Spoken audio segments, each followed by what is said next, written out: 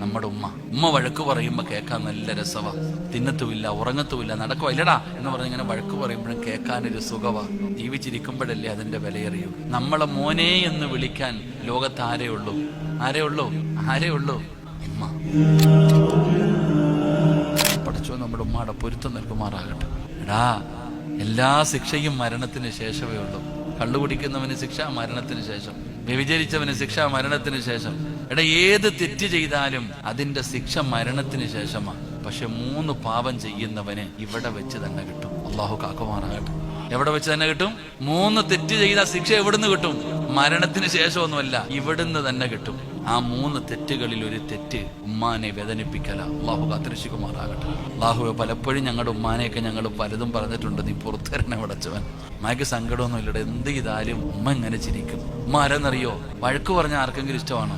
നമ്മൾ ആരെങ്കിലും വഴക്ക് പറഞ്ഞ, മോൻ ദേഷ്യപ്പെട്ട നീ ദേഷ്യപ്പെടുന്നോടാന്ന് ചോദിക്കും. ഭാര്യ ദേഷ്യപ്പെട്ട ഭാര്യയോട് ഉമ്മ, ആരോട്, ഉസ്താദാകട്ടെ ആരുമാകട്ടെ, ആര് നമ്മളെ വഴക്ക് പറഞ്ഞാലും നമുക്ക് ദേഷ്യം വരും. പക്ഷെ ഒരാള് പറഞ്ഞാൽ നമുക്ക് ചിരി വരും. ആരാത്? നമ്മുടെ ഉമ്മ വഴക്ക് പറയുമ്പോ കേൾക്കാൻ നല്ല രസവാ.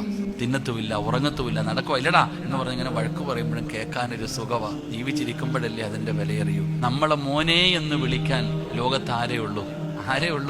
ഉമ്മ. നിങ്ങളെ ഇനി ആരും മോനെ എന്ന് വിളിച്ചാലും ഉമ്മ വിളിച്ചതുപോലെ ആവൂല്ലടോ. ഉമ്മ എന്റെ വിളിക്ക് വല്ലാത്തൊരു സന്തോഷവാ.